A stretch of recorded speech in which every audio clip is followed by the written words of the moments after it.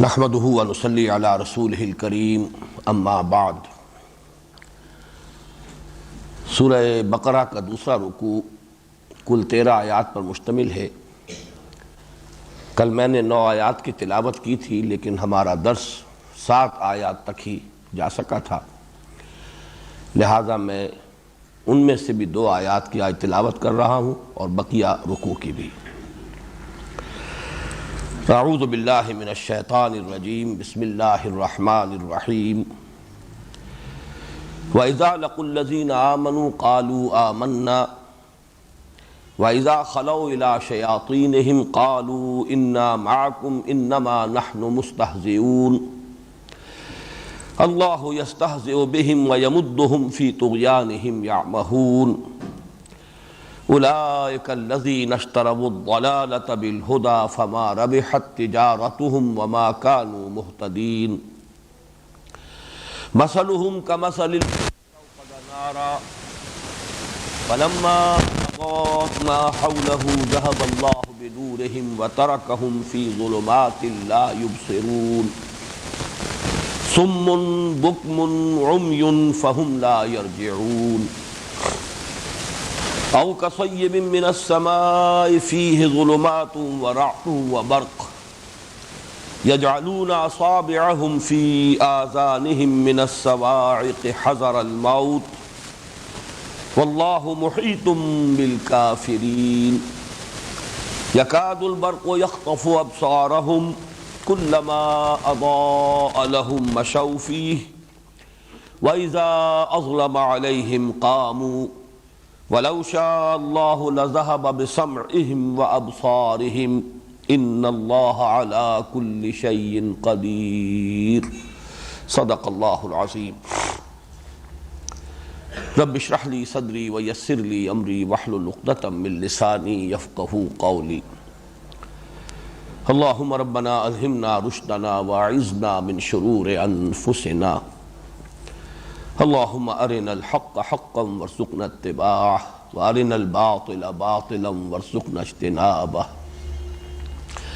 اللہم انا نعوذ بک من الشک والشرک ونعوذ بک من النفاق والریاء، اللہم اعذنا من النفاق، اللہم اعذنا من النفاق، آمین یا رب العالمین۔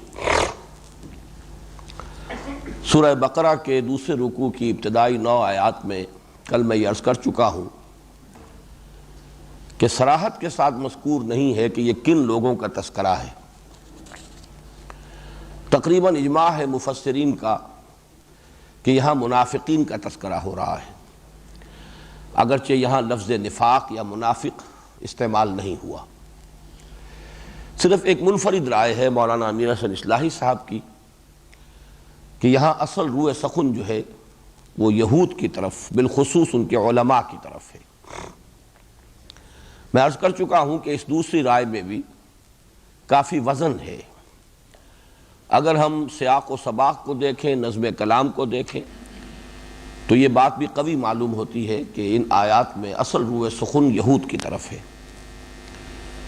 البتہ تعویل عام کے اعتبار سے اس میں کوئی شک نہیں کہ جس بات پر تقریباً اجماع ہے مفسرین کا وہی بات درست ہے، اس لیے کہ اس میں جو کردار بیان ہو رہا ہے وہ 100% راست آتا ہے منافقین کے کردار پر، اور یہ میں سمجھتا ہوں قرآن مجید کا اعجاز ہے کہ ایک خاص ٹائم اینڈ سپیس کمپلیکس میں اس کا نزول ہوا، لیکن اس میں ہدایت جو ہے وہ ابدی ہے، اور ظاہر ہے کہ وہ جو ابدی ہدایت ہے وہ تعویل عام ہی کے اعتبار سے سامنے آتی ہے۔ چنانچہ آج ہم جس آیت سے شروع کر رہے ہیں، اگرچہ اس کا کسی قدر بیان کل ہو چکا ہے، لیکن پھر نوٹ کر لیجئے وَإِذَا لَقُوا الَّذِينَ آمَنُوا قَالُوا آمَنَّا۔ جب وہ ملاقات کرتے ہیں اہل ایمان سے تو کہتے ہیں کہ ہم بھی ایمان والے ہیں، ہم بھی ایمان رکھتے ہیں، یا ہم بھی ایمان لے آئے ہیں۔ منافقین کو اگر سامنے رکھیں گے تو ایمان لے آنا زیادہ موضوع ترجمہ ہوگا، یہود کو سامنے رکھیں گے تو ہم بھی ایمان والے ہیں، ہم بھی ایمان رکھتے ہیں، یہ گویا کہ زیادہ صحیح ترجمہ ہوگا۔ وَإِذَا خَلَوْا إِلَىٰ شَيَاطِينِهِمْ قَالُوا إِنَّا مَعَكُمْ۔ جب وہ تخلیے میں ہوتے ہیں اپنے شیطانوں کے ساتھ تو وہ کہتے ہیں قالوا انا معکم، یقیناً ہم آپ کے ساتھ ہی ہیں، ہماری طرف سے کوئی تشویش اپنے دل میں پیدا نہ ہونے دیں کہ ہم آپ کا ساتھ چھوڑ گئے ہیں اور مسلمانوں کے ساتھ مل گئے ہیں۔ انا معکم انما نحن مستہزئون، یہ تو کچھ ذرا سی ہنسی ہے، دل لگی ہے، یا جسے ہم با محاورہ الفاظ انداز میں کہتے ہیں ذرا ہم انہیں بنا رہے ہیں مسلمانوں کو، اس سے زیادہ اس بات کی حقیقت نہیں ہے۔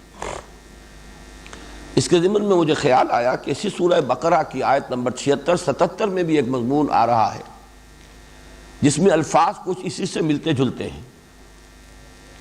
وَإِذَا لَقُوا الَّذِينَ آمَنُوا قَالُوا آمَنَّا، اور یہاں اس میں کوئی شک نہیں ہو سکتا کہ یہاں یہود کا تذکرہ ہے، اس لیے کہ یہود بھی ظاہر بات ہے کہ جیسے کہ ہر قوم میں، ہر گروہ میں مختلف مزاجوں کے لوگ ہوتے ہیں، تو یہود بھی کی ایک شے کا نام تو نہیں تھا، ان میں بہت برے بھی تھے، اور ان میں جیسا کہ قرآن مجید میں آتا ہے، سورہ آل عمران میں آئے گا، کچھ اچھے لوگ بھی تھے، کچھ ایسے لوگ بھی تھے جو اپنی حق پرستی کا کچھ نہ کچھ بھرم قائم رکھنا چاہتے تھے، کچھ ایسے لوگ بھی تھے کہ جو اڑ گئے تھے سختی کے ساتھ اور کوئی معقول بات کسی درجے میں بھی ماننے کو تیار نہیں تھے۔ تو یہ تمام شیڈز کہ جو اہل مکہ میں ہمیں معلوم ہے کہ 12 برس حضور صلی اللہ علیہ وسلم کی دعوت کے رد عمل میں مختلف لوگ سامنے آئے، سب کا کوئی ایک ہی موقف نہیں تھا۔ اسی طریقے سے یہود میں بھی مختلف مزاج کے اور مختلف انداز اور موقف رکھنے والے لوگ تھے۔ ان میں سے کچھ وہ بھی تھے کہ جو کہتے تھے ہاں جو کچھ محمد کہہ رہے ہیں صلی اللہ علیہ وسلم یہ حق ہے، ہماری کتابوں میں بھی یہ لکھا ہوا ہے، جن باتوں کی کہ خبر دے رہے ہیں آپ کے رسول ہماری کتابوں میں بھی وہ درج ہے، گویا کہ ایک طرح سے تائید۔ لیکن صراحت کے ساتھ ایمان لانا، یہ کہنا کہ ہم ایمان لے آئے محمد پر صلی اللہ علیہ وسلم، اس سے گریز کرتے تھے، کسی درجے میں اپنی حقیقت پسندی کا یا حق پرستی کا کچھ مظاہرہ کہ ہاں یہ بات ہمارے ہاں اس طور سے لکھی ہوئی ہے، یہ بات صحیح ہے۔ لیکن جب یہ علیحدہ ہوتے تھے اپنی مجلسوں میں تو پھر ملامت کرتے تھے ایک دوسرے کو کہ یہ کیا کر رہے ہو، جو چیزیں تمہاری کتابوں میں درج ہیں تم بتا رہے ہو ان مسلمانوں کو، تو یہ تو تمہارے اوپر حجت قائم کریں گے قیامت کے دن کہ اللہ انہوں نے مانا تھا، انہوں نے تسلیم کیا تھا کہ ہماری کتابوں میں یہ سب کچھ درج ہے، لہذا یہ باتیں ہمیں بیان نہیں کرنی چاہیے، انہیں بتانی نہیں چاہیے۔ تو یہاں وہ آیت میں اب پڑھ رہا ہوں، وَإِذَا لَقُوا الَّذِينَ آمَنُوا قَالُوا آمَنَّا وَإِذَا خَلَا بَعْضُهُمْ إِلَىٰ بَعْضٍ، جب یہ اہل ایمان سے ملتے ہیں تو کہتے ہیں ہم بھی صاحب ایمان ہیں، ہم بھی ایمان رکھتے ہیں، لیکن جب وہ ہوتے ہیں خلوت میں ایک دوسرے کے ساتھ، قَالُوا وَتُحَدِّثُونَهُمْ بِمَا فَتَحَ اللَّهُ عَلَيْكُمْ لِيُحَاجُّوكُمْ بِهِ عِندَ رَبِّكُمْ أَفَلَا تَعْقِلُونَ، تو وہ پھر ملامت کرتے ہیں ایک دوسرے کو کہ کیا تم وہ باتیں بتا رہے ہو ان مسلمانوں کو جو اللہ نے تم پر کھولی ہیں، تمہیں جو کتاب دی تھی اس میں ان کا بیان ہے، تاکہ یعنی اس کا نتیجہ پھر یہ نکلے کہ قیامت کے دن اللہ کے ہاں جا کر یہ تمہارے ساتھ محاجہ کرے اور تم پر حجت قائم کرے، تو کیا تم عقل سے کام نہیں لیتے؟ اس طرح کی باتیں جو ہیں ہمیں ان سے نہیں کرنی چاہیے۔ اولا یعلمون ان اللہ یعلم ما یسرون وما یعلنون، تو کیا ان احمقوں کو یہ بات یاد نہیں رہی یا ان کے علم میں نہیں ہے کہ اللہ تو ہر شے کا جاننے والا ہے، خواہ یہ سے چھپا بھی لے تو اللہ کی نگاہوں سے تو وہ بات چھپی نہیں رہے گی۔ یہ گویا کہ ان کی ناسمجھی کی ایک دلیل ہے جس پر کہ قرآن مجید نے ایک طرح سے تعریض کی ہے۔ اب یہ آیت جو ہے یہ ثابت کر رہی ہے کہ یہ معاملہ یہود ہی کا ہے آپس میں، تو اس سے گویا کہ اس رائے کو تقویت پہنچتی ہے کہ یہ بات بھی یہود ہی سے متعلق ہے کہ وَإِذَا لَقُوا الَّذِينَ آمَنُوا قَالُوا آمَنَّا وَإِذَا خَلَوْا إِلَىٰ شَيَاطِينِهِمْ، اب دیکھیے وہاں تھا اذا خلا بعضهم الى بعض آپس میں، یہاں ہے خلاؤ الى شیاطینہم۔ اب یہ شیاطین ان کے سردار ہیں، جیسا کہ میں کل عرض کر چکا ہوں، شطنا یہ آتا ہے تباعدا، بہت دور نکل گئے، یعنی اپنی ضد میں ہٹ درمی میں انتہا کو پہنچے ہوئے لوگ، تباعدا بہت دور ہو گیا۔ اور شاتا یشیتو احترق بالغضب والحسد، کوئی شخص جو ہے وہ غصے اور حسد میں جل رہا ہو تو وہ ہے شاتا یشیتو، اس سے پھر فعلان کا وزن بنے گا مبالغے کا، جو کہ حسد میں اور غصے میں کی آگ میں بالکل بھسم ہو گئے ہیں، جل بھول کر کباب ہو گئے، وہ لوگ تھے ان کے سردار، انہیں خطرہ تھا اصل میں کہ ہماری سرداری جا رہی ہے، ہماری سیادت، ہماری چودراہٹ، ہماری مسندیں، ہمارے ہاتھ چومتے ہیں لوگ، ہم سے آ کے مسئلے پوچھتے ہیں لوگ، ہم سے دین معلوم کرتے ہیں. اب یہ ساری سیادت، قیادت، چودراہٹ، ہماری مسند نشینی سب کو خطرہ لاحق ہو گیا ہے. تو یہ ان کا تکبر اور ان کا وہ غضب اور ان کا حسد ہے جس کی آگ میں وہ جلتے تھے ان کے علماء، کبار علماء جو ان کے سردار تھے. تو انہیں جا کر پھر وہ انہیں اطمینان دلانا پڑتا تھا ان لوگوں کو کہ نہیں نہیں، ہم نے ذرا کہہ دیا، مان لیا کہ ہاں یہ بات صحیح ہے، یہ بات ہماری کتاب میں بھی لکھی ہوئی ہے، اس درجے میں ہم بھی واقعی مومن ہیں، لیکن یہ آپ نہ سمجھیے کہ ہم آپ کا ساتھ چھوڑ کر جا رہے ہیں. قالوا انا معکم انما نحن مستہزئون، یہ تو ہم تھوڑا سا استہزاء کر رہے ہیں، مذاق کر رہے ہیں، یا یوں کہیے کہ مسلمانوں کو بنا رہے ہیں. اللہ یستہزئ بہم، حقیقتاً اللہ ان سے استہزاء کر رہا ہے. یہ گویا کہ تعبیر ہے صورتحال کی، ورنہ اللہ تعالیٰ کے لیے یہ کہ استہزاء کا لفظ کو موضوع نہیں ہے، لیکن صورت یہ ہے کہ یہ خود گویا کہ اپنے ہاتھوں اپنا مذاق بنوا رہے ہیں، قدرت ان کا مذاق اڑا رہی ہے. وَيَمُدُّهُمْ فِي طُغْيَانِهِمْ يَعْمَهُونَ، مدّ یمدو، یہ مددا، مدد جسے اردو میں ہم کہتے ہیں مدد دینا، نصرت، اور اسی کا مفہوم ہوگا جس کو کوئی مدد دی جائے پھر اس کے لیے کچھ سہارا بن جاتا ہے. وہ اگر کسی وجہ سے گر پڑ رہا تھا تو پھر کچھ آگے چل پڑتا ہے مدد کی وجہ سے، تعاون کی وجہ سے. تو مدّ یمدو کے معنی کھینچنا بھی ہے، کسی کو آگے لے جانا بھی ہے. یمدہم فی طغیانہم یعمہون، ان کی سرکشی میں، طغا آتا ہے سرکش، کسی کا اپنی حد سے گزر جانا، یہ طغیانی ہے. دریا کو اپنی موج کی طغیانیوں سے کام، کشتی کسی کی پار ہو یا درمیان رہے تو طغیانی. دریا جب اپنے حدود کے اندر بہہ رہا ہے تو وہ صورت دوسری ہے، جب وہ اپنی حدود سے تجاوز کر گیا تو یہ طغیانی ہے. فی طغیانہم یعمہون، یعمہون کا لفظ بھی بہت اہم ہے. عین میم اور یہ کا مادہ آتا ہے، عین میم اور یا، یہ انسان کے نابینا ہونے کے لیے. انسان اندھا ہے، یعنی اس کی بصارت باطن ظاہری موجود نہیں ہے، آنکھوں میں نور نہیں ہے، بینائی نہیں ہے. یہ لفظ آگے آئے گا. یہ عمیٌ، وہ لوگ کہ جو اندھے ہیں. یہ ہے عین میم ہے یا ہا. کے معنی ہے ایک باطنی بصیرت سے محرومی. ایک ہے بصارت ظاہری، آنکھوں سے کسی شے کا دیکھنا، ایک ہے بصیرت باطنی، دل سے کسی حقیقت کا ادراک اور شعور. اہل نظر ذوق نظر خوب ہے، لیکن جو شے کی حقیقت کو نہ دیکھے وہ نظر کیا. تو ایک ہے دل کا دیکھنا، ایک ہے آنکھوں کا دیکھنا.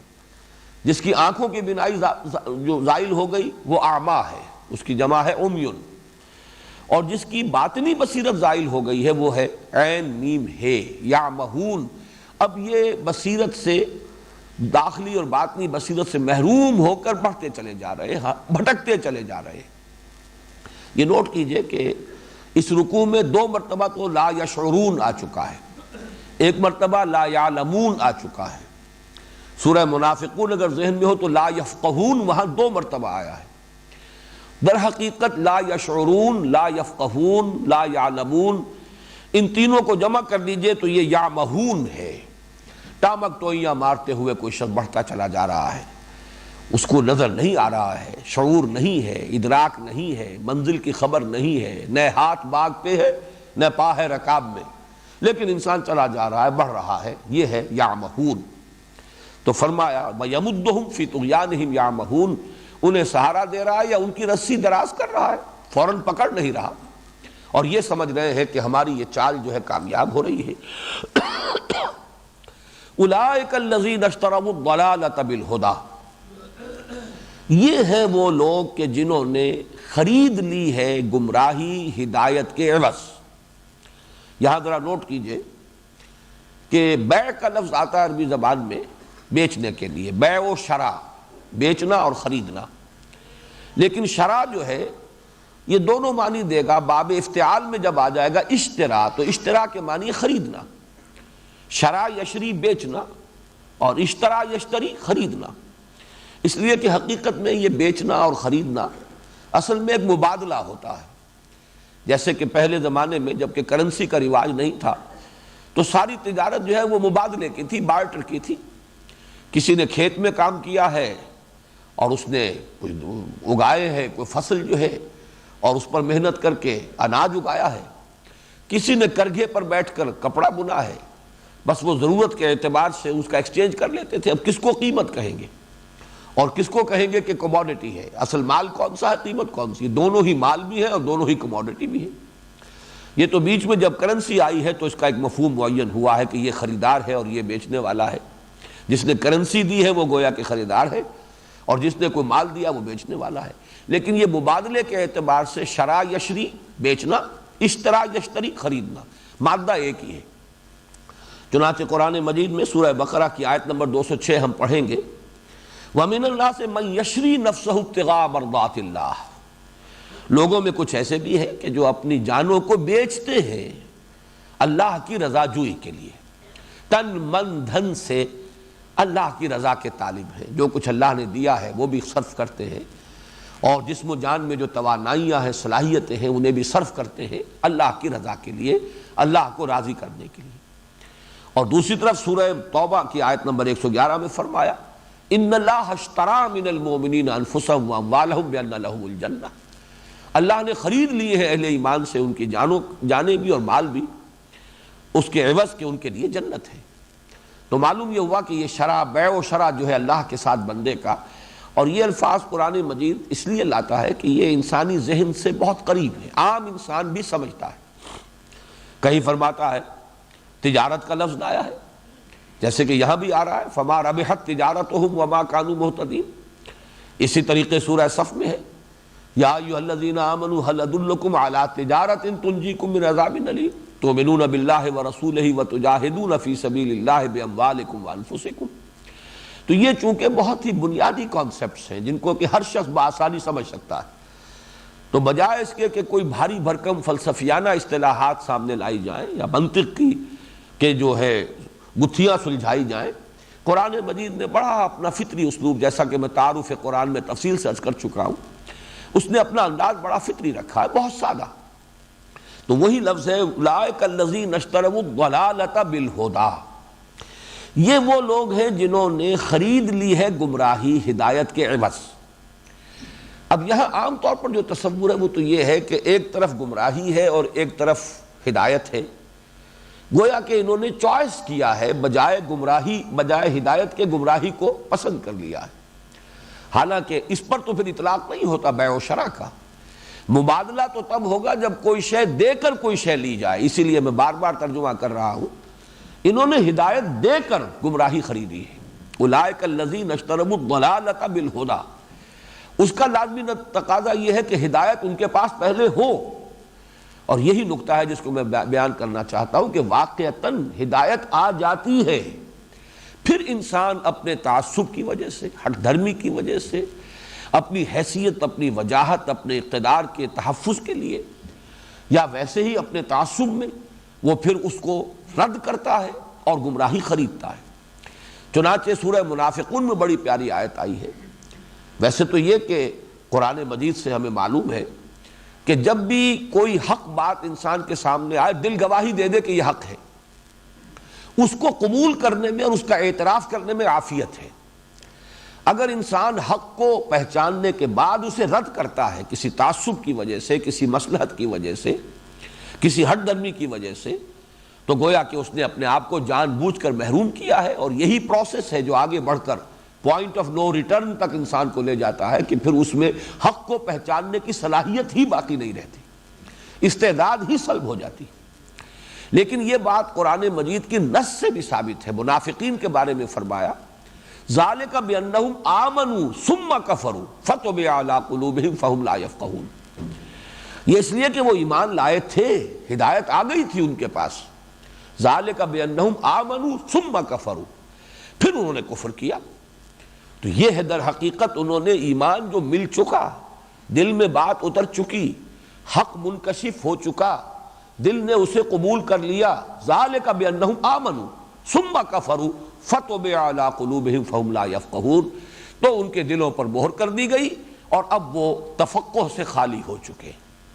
یہ میں بار بار اس لیے بیان کر رہا ہوں کہ یہ قانون ہدایت و ضلالت قرآن کا بار بار آتا ہے قرآن میں، اور اس میں انسان ذرا سا اگر اس کے جو دونوں پہلو ہیں ان کو سامنے نہ رکھے تو اشکالات پیدا ہو جاتے ہیں۔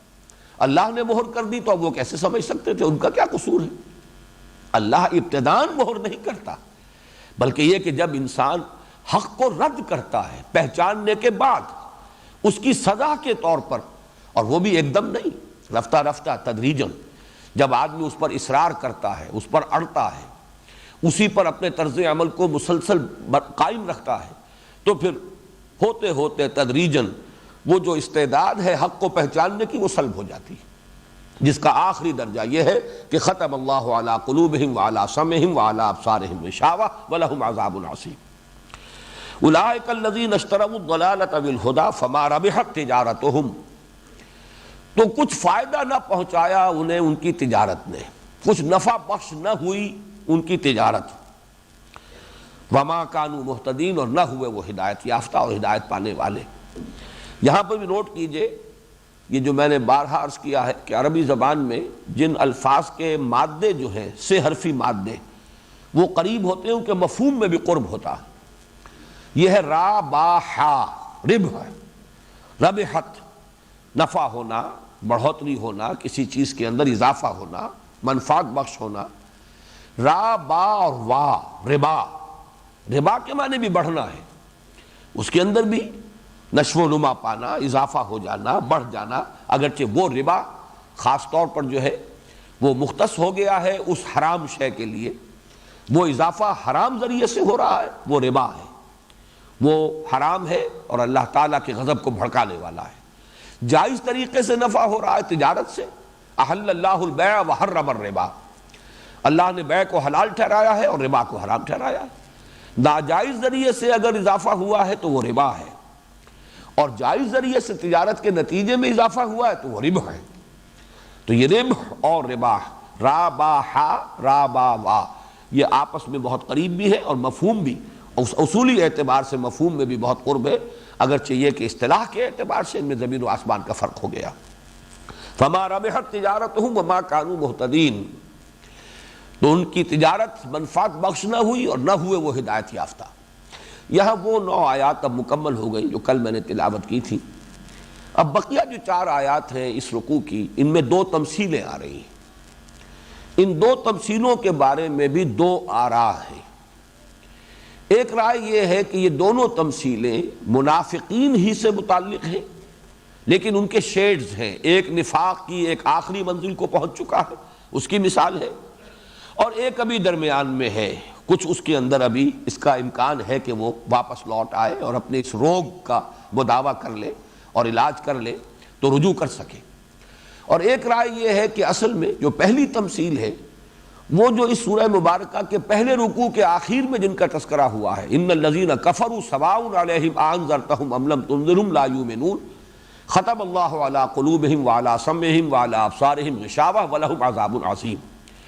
گویا کہ 2 قسم کے کفر ہیں کہ جن کو بیان کیا گیا۔ ایک کفر وہ جو پہلے رکوع کی آخری 2 آیات میں آیا، ایک کفر یہ کہ مانن تو کفر ہے لیکن دعویٰ ایمان کا ہے، وَمِنَ النَّاسِ مَن يَقُولُ آمَنَّا بِاللَّهِ وَبِالْيَوْمِ الْآخِرِ وَمَا هُم بِمُؤْمِنِينَ، تو حقیقت میں تو یہ بھی کفر ہے۔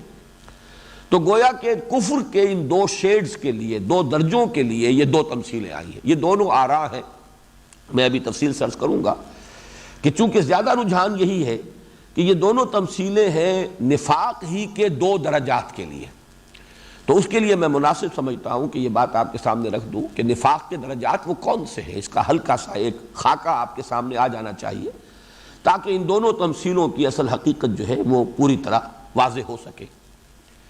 دیکھیے، سب سے پہلے تو یہ کہ کل مجھے چاہیے تھا کہ میں بیان کر دیتا، بات رہ گئی۔ نفاق کا لفظ بنا کہاں سے ہے؟ اس کا مادہ نون فا قاف، نون فا قاف سے 2 الفاظ ذہن میں رکھیے۔ نفقن، نفقن کہتے ہیں سرنگ کو، سرنگ جو پچھلے زمانے میں بنتی تھی کہ محل ہے اور محل کے اندر جو بھی بادشاہ ہے یا جو کوئی بڑی شخصیت ہے اس کو چونکہ اندیشہ ہوتا ہے کسی وقت باہر سے اگر محاصرہ کر لیا جائے، غنیم جو ہے محل کا، قلعے کا محاصرہ کر لے اور مقابلے کی صورت باقی نہ رہے، امکان نہ رہے، تو پھر کوئی زمین دوز راستہ ہونا چاہیے کہ جس سے نکل کر بھاگا جا سکے۔ تو محل سے شروع ہو کر زیر زمین وہ سرنگ کئی دور جا کر نکلتی تھی بیابان میں، تاکہ اس راستے سے جان بچا کر لوگ بھاگ جائیں۔ یہ ہے نفق، سرنگ۔ اسی طرح نافقہ، یہ عرب کہتے تھے گوہ کے بل کو۔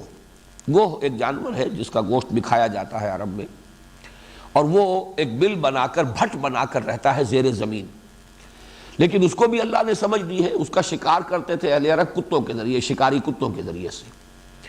تو گوہ کو اتنی سمجھ تھی کہ وہ اپنے بل کے یا اپنے بھٹ کے دو دروازے رکھتا تھا، ایک ادھر ایک ادھر۔ ادھر سے کتا داخل ہو تو ادھر سے نکل کر بھاگے، اور ادھر سے کہیں خطرہ ہو تو ادھر سے نکل کر بھاگ جائے۔ تو یہ دونوں لفظ جو ہے، ان کی اصل حقیقت جو ہے اس کو سامنے رکھیے۔ تحفظ ذات، اپنا بچاؤ، اپنی حفاظت، جو میں نے کل کہا تھا، جان و مال، حب دنیا، حب مال، اہل و عیال کی محبت۔ قل ان کان آباؤکم وابناؤکم واخوانکم وازواجکم وعشیرتکم واموال اقترفتموها وتجارۃ تخشون کسادها ومساکن ترضونها احب الیکم من اللہ ورسولہ وجہاد فی سبیلہ فتربصوا حتی یاتی اللہ بامرہ واللہ لا یہدی القوم الفاسقین۔ یہ ہے اصل میں نفاق، اپنی جان مال کی حفاظت، اس کو بچا بچا کے رکھنا۔ علامہ اقبال کے اس شعر کے بالکل برعکس کہ تو بچا بچا کے نہ رکھ اسے، تیرا آئینہ ہے وہ آئینہ کہ شکستہ ہو تو عزیز تر ہے نگاہ آئینہ ساز میں۔ یہ جو نفاق ہے، اب اس کے 4 درجے سمجھ لینے چاہیے، اگرچہ ایک درجے جو پہلا درجہ ہے اس پر لفظ نفاق کا اطلاق بھی صحیح نہیں ہے۔ وہ ضعف ایمان کی ایک کیفیت ہے۔ جیسا کہ میں کل عرض کر چکا ہوں، فطرت انسانی جو ہے وہ خیر کو پسند کرتی ہے۔ ذرا سی بھی فطرت کسی کی ابھی جان ہے اس میں تو خیر کی طرف لپکتی ہے۔ اس اعتبار سے بہت سے لوگ دین کو قبول کر لیتے ہیں، حق کو تسلیم کر لیتے ہیں، بات اچھی ہے، صحیح ہے، معقول ہے، دل کو لگتی ہے، اور ہمارا دل گواہی دیتا ہے کہ حق قبول کر لیجئے۔ لیکن سب لوگ اپنی عظیمت اور ہمت کے اعتبار سے برابر نہیں ہوتے۔ نہ ہر زن زنست و نہ ہر مرد مرد خدا پنج انگوش یکساں نہ کرد۔ کچھ لوگ تو وہ ہوتے ہیں کہ جو با ہمت ہے، صاحب عظیمت ہے، ہر چہ بادہ ماں کشتی درآ انداختے، وہ اس کیفیت کے ساتھ ایمان لاتے، اب جو ہو سو ہو، کوئی پرواہ نہیں، جو قربانی دینی پڑے، جو تکلیف آئے، جس امتحان میں سے گزرنا پڑے، جس کٹھالی میں کودنا پڑے، تیار ہے۔ واپس نہیں پھیرا کوئی فرمان جنوں کا، تنہا نہیں لوٹی کبھی آواز جرس کی، خیریت جاں راحت تن صحت دامہ، سب بھول گئی مصلحت اہل ہوس کی۔ یہ ایک کردار ہے۔ دوسرا کردار وہ ہے کہ اس میں کمی ہے، ہمت کی کمی ہے، عظیمت اتنی نہیں ہے، چلنا بھی چاہتے ہیں لیکن ایک طرح سے سمجھیے کہ ہمت ساتھ نہیں دے رہی، حوصلہ جو ہے وہ ساتھ نہیں دے رہا۔ جب وقت آتا ہے امتحان کا، آزمائش کا، کچھ ٹھٹک کر رہ جاتے ہیں، اعصاب ڈھیلے پڑ جاتے ہیں، نیورستھینیا کسی کیفیت ہو جاتی ہے، ایسے لوگ بھی ہیں۔ اب یہ لوگ ہیں در حقیقت جن کے بارے میں اس کیفیت کا نام ہے جس کو قرآن نے کہا ہے مرض، یہ روگ ہے، یہ بیماری ہے۔ جیسے کہ جسمانی اعتبار سے تمام لوگ برابر نہیں ہیں، کچھ قوی ہیں، کچھ ضعیف ہیں، اسی طریقے سے قوت ارادی جو ہے انسان کی، یہ مانوی جو اس کی شخصیت ہے، اس کے اندر بھی قوی ہمت والے لوگ بھی ہیں، قوی الہمت اولو العزم، اور ضعیف الہمت لوگ بھی ہیں۔ ان لوگوں کا یہ ہے کہ اگر کبھی ایسا مسئلہ آیا اور وہ پیچھے رہ گئے، یا جو تقاضا تھا اس کو قبول نہ کر سکے، لیکن یہ کہ وہ مانتے رہے کہ صاحب ہم سے کمزوری ہوئی ہے، ہم ہمت نہیں کر سکے، کوتاہی ہوئی ہے، تقصیر ہے، اگر اس کا اعتراف ہو رہا ہو تو یہ نفاق نہیں ہے، یہ بس ضعف ایمان کی ایک کیفیت ہے، ایمان کی کمزوری کی ایک کیفیت ہے، نفاق نہیں ہے۔ البتہ یہ کہ یہ انسان کی اب میں طبیعت کا لفظ استعمال کر رہا ہوں، فطرت نہیں، طبیعت کا یہ بھی تقاضا ہے عزت نفس، جس کو کہ سورہ بقرہ ہی میں ہم پڑھیں گے، وَإِذَا قِيلَ لَهُ اتَّقِ اللَّهَ أَخَذَتْهُ الْعِزَّةُ بِالْإِثْمِ۔ ایسا بھی ہوتا ہے کہ کسی شخص کی کسی غلطی کو اگر اس کے سامنے بیان کیا جائے اور اس کو متنبہ کیا جائے اور کہا جائے کہ اللہ کا خوف کرو، تقوی اختیار کرو، مانو کہ تم سے یہ غلطی ہوئی ہے، تو وہ جھوٹی انا اور جھوٹی عزت نفس جو ہے وہ اس کو قابو میں کر لیتی ہے اور وہ اپنی بات کو تسلیم نہیں کرتا۔ اخذت العزت بالاسم، وہ عزت نفس، وہ جھوٹی انانیت جو ہے وہ اسے گناہ کے اوپر جما دیتی ہے۔ یہ کیفیت جو ہے، یہ طبیعت کی، میں اب فطرت کی طرف اس کو منسوب نہیں کر رہا، یہ طبع انسانی کا ایک تقاضا ہوتا ہے۔ تو بہت دفعہ جب انسان کہتا ہے کہ مجھ سے خطا ہوئی، مجھ سے غلطی ہوئی، میں تسلیم کرتا ہوں، ایک وقت میں آتا ہے کہ بجائے اس کے کیوں نہ جھوٹا بہانہ بنا دیا جائے، اجی نہیں ایسی بات نہیں ہے، میں تو مجبوری ہو گئی تھی، میں تو بالکل چلنے کے لیے تیار تھا، لیکن یہ کہ عین وقت پر یہ معاملہ ہو گیا ہے، میری اس کے اندر میری کوئی تقصیر نہیں ہے، کوتاہی نہیں ہے، بلکہ یہ تو ایک حادثہ ہے جو ہو گیا میرے ساتھ۔ یہاں سے اب نفاق کا آغاز ہوتا ہے۔ جھوٹ اصل میں نفاق کے ساتھ، اس کا چولی دامن کا ساتھ ہے۔ چنانچہ سورہ منافقون کی پہلی آیت میں بھی وہی لفظ آیا، جھوٹ۔ اذا جاءك المنافقون قالوا نشهد انك لرسول الله والله يعلم انك لرسوله والله يشهد ان المنافقين لكاذبون۔ اور کل جو آیات ہم پڑھ چکے ہیں ان میں بھی یہ لفظ آ چکا ہے کہ ان کے لیے عذاب ہے دردناک، وَلَهُمْ عَذَابٌ عَلِيمٌ بِمَا كَانُوا يَكْذِبُونَ، بس سبب اس کے کہ وہ جھوٹ بولتے رہے یا جھوٹ کہتے رہے۔ یہ جھوٹ کا چولی دامن کا ساتھ ہے۔ جہاں جھوٹے بہانے بنانے شروع کیے، اب نفاق کی پہلی منزل آ گئی۔ دوسری منزل یہ ہوتی ہے جب کہ انسان متواتر جھوٹے بہانے بناتا رہے تو خود اس کو یہ احساس ہونے لگتا ہے کہ اب لوگ کچھ زیر لب مسکراتے ہیں میری بات پر، میرا جھوٹ ان پر کھل چکا ہے۔ اب وہ اپنے اس سٹیٹمنٹ میں تاکید اور زور پیدا کرنے کے لیے جھوٹی قسم کھاتا ہے، خدا کی قسم میں جو کہہ رہا ہوں یہ صحیح ہے، میں نے واقعتاً مجبوری تھی، میرے لیے یہ مشکل پیش آ گئی تھی۔ تو قسمیں کھا کھا کر جب اب وہ اپنے آپ کو بچانے کی کوشش کرتے ہیں، چنانچہ یہ بھی سورہ منافقون میں آیت موجود ہے، اتخذوا ایمانہم جنۃ فصدوا عن سبیل اللہ، انہوں نے اپنی قسموں کو اپنی ڈھال بنا لیا ہے۔ یعنی لوگوں کے اعتراضات آ رہے ہیں، بھائی کیا ہوا تمہیں، کیا بات ہے فلاں موقع کے اوپر تم نظر نہیں آئے، فلاں موقع تھا بڑا اہم تھا دین کے لیے، اس دعوت کے لیے، اس تحریک کے لیے بہت فیصلہ کن مرحلہ تھا، اور تم اس وقت جو ہے کہیں دبک گئے ہو، کہیں سامنے نظر نہیں آئے ہو۔ تو وہ جھوٹی قسموں کو ڈھال بنائیں گے ان اعتراضات اور جو جواب طلبیہ ہوتی ہے نظم جماعت کی طرف سے، اس سے اپنے آپ کو بچانے کے لیے۔ اتخذوا ایمانہم جنۃ، انہوں نے قسموں کو ڈھال بنا لیا۔ اور کل بھی میں نے وہ آیت آپ کو سنائی تھی کہ یحلفون علی الکذب الم تر الی الذین تولوا قوما غضب اللہ علیہم ما هم منکم ولا منہم یحلفون علی الکذب وہم یعلمون، وہ جان بوجھ کر جھوٹ پر حلف اٹھاتے ہیں، جھوٹی قسم کھاتے جان بوجھ کر۔ یہ گویا کہ اس مرض نفاق کی اب دوسری سٹیج ہوئی۔ نوٹ کیجئے، میں نے پہلی بات کو نفاق نہیں کہا، ضعف ایمان کی کیفیت ہے وہ۔ نفاق کا جو آغاز ہوا جبکہ جھوٹا بہانا شروع ہو جائے۔ اور یہاں میں پھر ذرا ریفر کر دوں کہ میں نے جو شروع میں تعارف قرآن کے ضمن میں چند باتیں عرض کی تھی، اور مولانا مودودی مرحوم کے حوالے سے میں نے ایک بات آپ کو بتائی تھی کہ فہم قرآن کے ضمن میں بہت ہی قیمتی بات ہے جو انہوں نے تفہیم القرآن کے دیباچے میں لکھی ہے، کہ قرآن مجید کے بہت سے حقائق جو ہیں سمجھ میں نہیں آ سکتے جب تک کہ قرآن جو دین کا تحریکی تصور ہے وہ سامنے نہ ہو۔ جامد تصور اگر دین کا ہے تو نفاق کی حقیقت کبھی سمجھ میں نہیں آئے گی۔ نفاق کی اصل حقیقت یہ حرکت میں، تحریک میں، انقلابی جد و جہد میں، جہاں تقاضا آتا ہے، مطالبہ آتا ہے، جان اور مال کی قربانی کے مواقع آتے ہیں، وہاں اصل میں مرحلہ پیش آتا ہے۔ ورنہ جو شخص جد و جہد میں ہے ہی نہیں، نماز روزہ ہے، اپنا کچھ اور رسومات ہے وہ کر رہا ہے، اس کے لیے کہاں آزمائش آئے گی، اس طرح کے کوئی مراحل آئیں گے نہیں۔ تو نفاق کی اصل حقیقت سمجھ میں آتی ہے جبکہ وہ آپ کے پس منظر میں وہ موجود ہو، کہ یہ ایک حرکت تھی، یہ ایک جد و جہد تھی جو مختلف مراحل سے گزری ہے۔ پیسو ریزسٹنس کا بھی ایک دور تھا کہ جو مکے میں تھا، اب ایکٹیو ریزسٹنس کا دور شروع ہو چکا ہے مدینے میں۔ اب تو حکم ہے کہ نکلو، قاتلوا فی سبیل اللہ الذین یقاتلونکم ما لکم اذا قیل لکم انفروا فی سبیل اللہ ثاقلتم الی الارض، تمہیں کیا ہو گیا جب کہا جاتا ہے کہ نکلو اللہ کی راہ میں تو تم دھنسے جاتے ہو زمین کی طرف، جس کو ہم کہتے ہیں تمہارے پاؤں من بھر کے ہو جاتے ہیں، حرکت میں نہیں آ سکتے، جنبش نہیں کرتے، ساکت و ثابت ہو کر رہ جاتے ہو۔ یہ در حقیقت سمجھ میں آئے گا اگر وہ ڈائنامک کانسیپٹ جو ہے، دعوت و حرکت، تحریک، اگر یہ سامنے ہے تو یہ سارے حقائق جو ہے یہ واضح ہوں گے، اجاگر ہوں گے۔ اگر وہ کانسیپٹ نہیں ہے اور صرف کوئی اسٹیٹک کانسیپٹ ہے، جامد تصور ہے مذہب کا، اس میں یہ مسائل سمجھ میں آئیں گے ہی نہیں۔ اس اعتبار سے میں نے عرض کیا، جہاں جھوٹا بہانا شروع ہوا، نفاق کی پہلی سٹیج۔ اگلی سٹیج اب جھوٹی قسمیں، یحلفون علی الکذب، اور اس سے آخری اس کے بعد کی سٹیج جو ہے وہ سخت جھنجھلاہٹ کی سٹیج ہے۔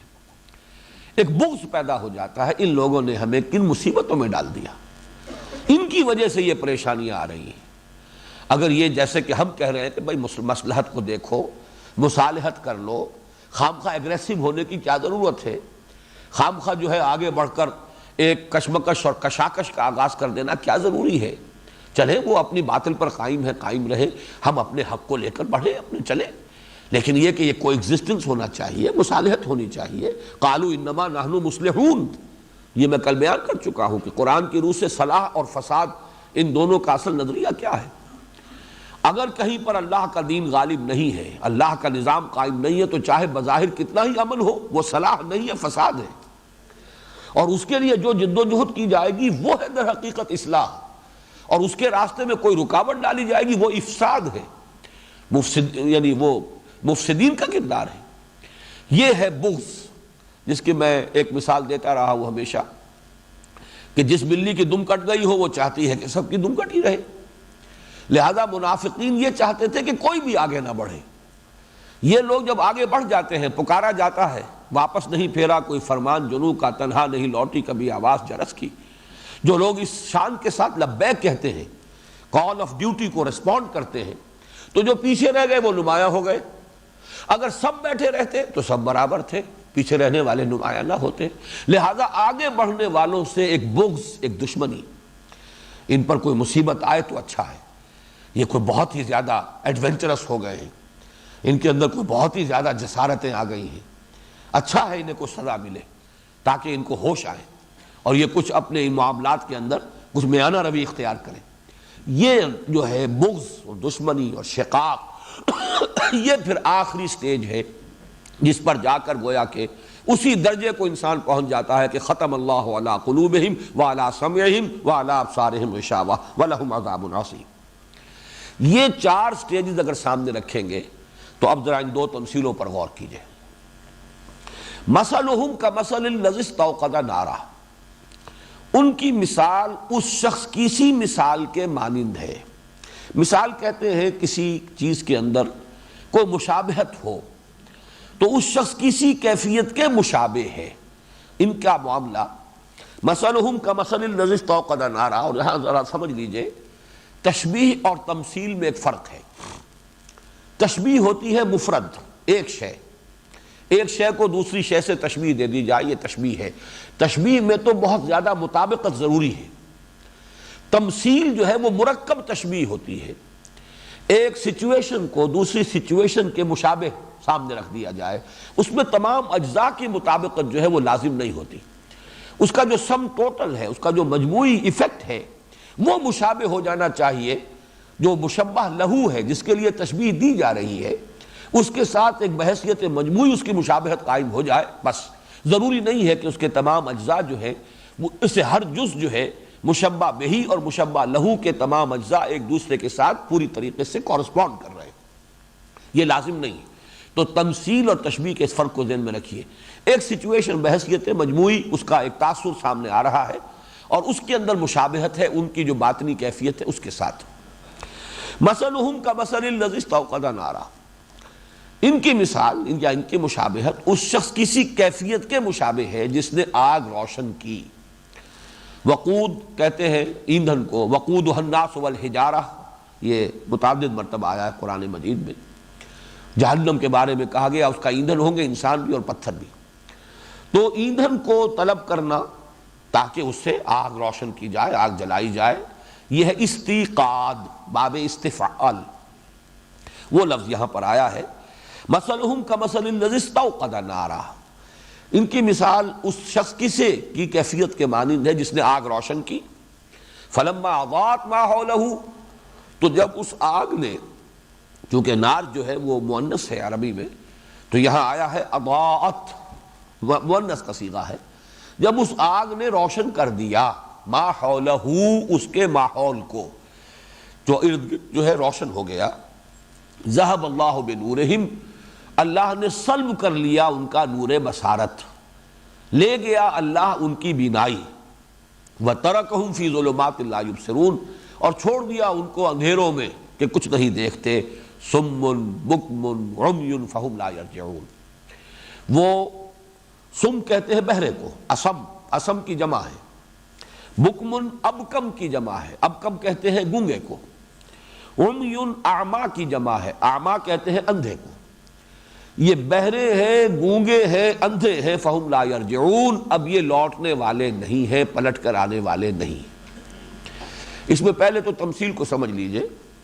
مجھے علامہ اقبال کا ایک شعر یاد آیا کہ اندھیری شب ہے جدا اپنے قافلے سے ہے تو، تیرے لیے ہے میرا شعلہ نوا قندیل. کبھی وہ ہفت روزہ نکلا کرتا تھا قندیل، اور اس پر یہ شعر علامہ اقبال کا درج ہوتا تھا.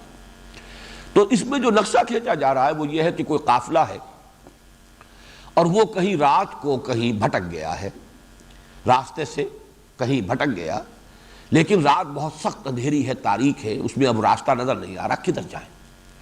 یہ کیفیت جو ہے اس کو ذرا چشم تصور سے دیکھیے کہ کوئی باہمت شخص اٹھتا ہے اور وہ کہیں سے ادھر ادھر سے ایندھن جمع کرتا ہے، ٹٹول کر کہیں سے لا کر، حاطب اللیل جسے کہا جاتا ہے.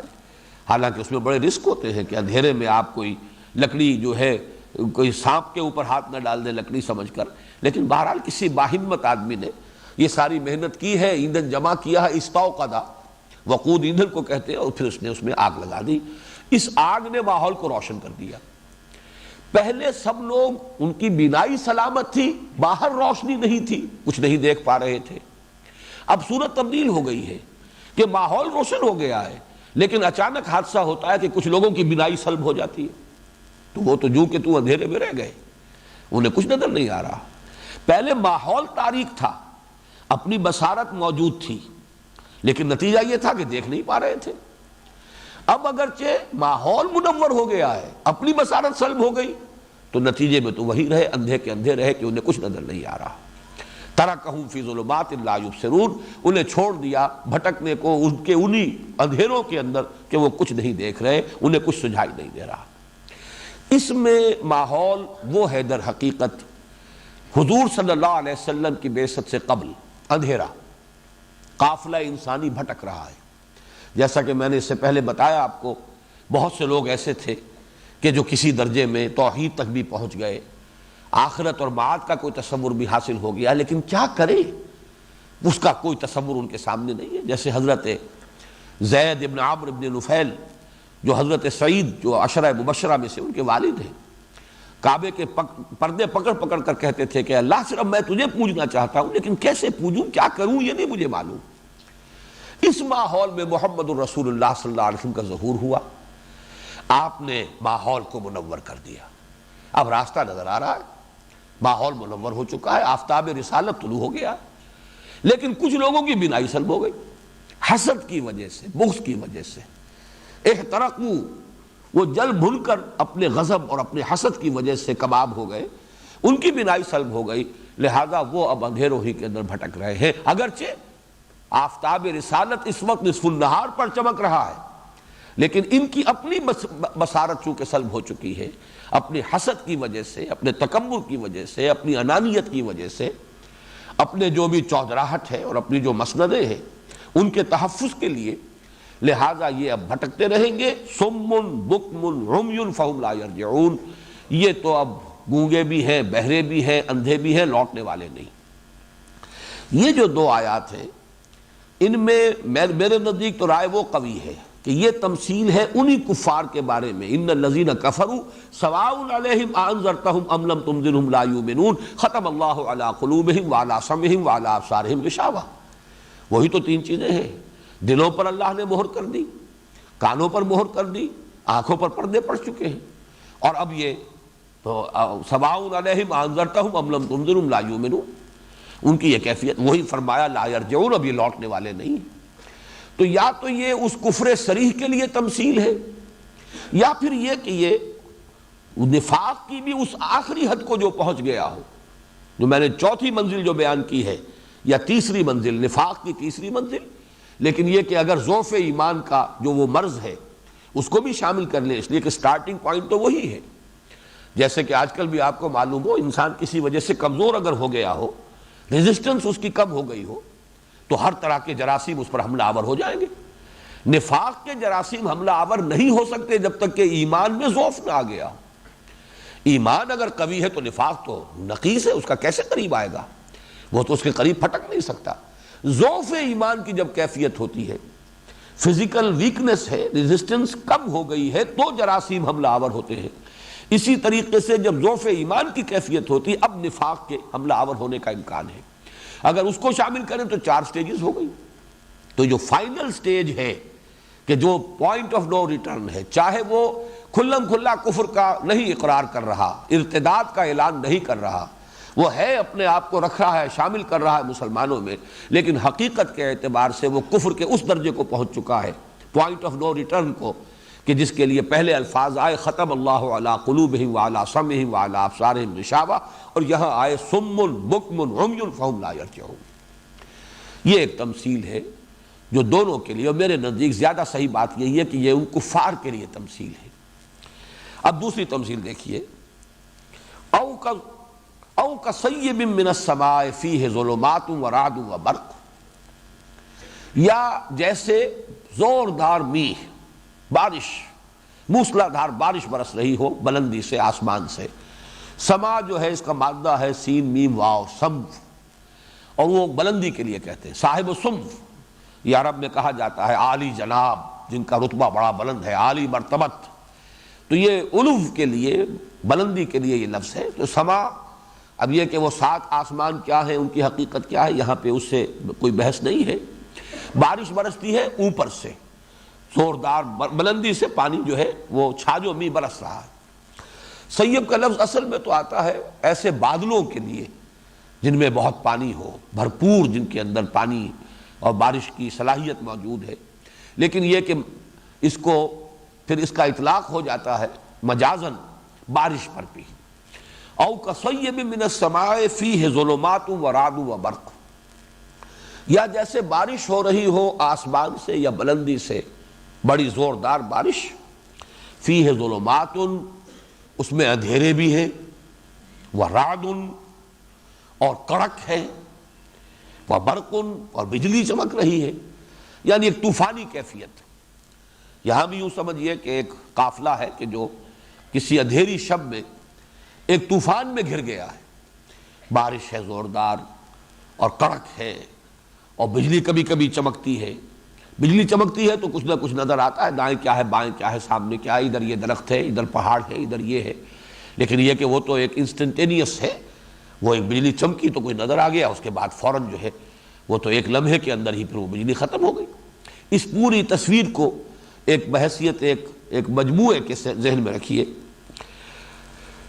یجعلون اصابعهم فی آذانہم من الصواعق حذر الموت، وہ ڈال رہے ہیں اپنی انگلیاں اپنے کانوں میں، صاعقہ کہتے ہیں بہت بڑی کڑک، اور پھر اس کڑک سے بے ہوش ہونے پر بھی، صاعقہ موسیٰ، خر موسیٰ صاعقہ، یہ لفظ آیا ہے قرآن مجید میں سورہ اعراف میں، تو کسی بڑے کڑک کی وجہ سے، آواز کی وجہ سے انسان بے ہوش ہو جائے، اس کے لیے بھی، بے ہوشی کے لیے بھی یہ لفظ موجود ہے۔ تو من الصواعق، وہ جو کڑک اور گرج ہے، اس سے حذر الموت، موت کے خوف سے، یعنی کڑک اور آواز جو ہے، جیسا کہ آپ کو معلوم ہے کہ قیامت کے لیے بھی سورہ اسرافیل ہے جس کی وجہ سے کہ قیامت آئے گی، وہ آواز ہی ہے در حقیقت، کھڑکھڑانے والی آواز، القارعہ مالقارعہ وما ادراک مالقارعہ، اور وہ آواز ہی ہے کہ جو ہلاکت کا ذریعہ بنے گی۔ تو ان کڑاکوں کی وجہ سے، کڑکوں کی وجہ سے جان کا جو خوف ان کو لاحق ہو گیا، اس کی وجہ سے اپنے کانوں کے اندر انگلیاں ٹھوسے ہوئے ہیں۔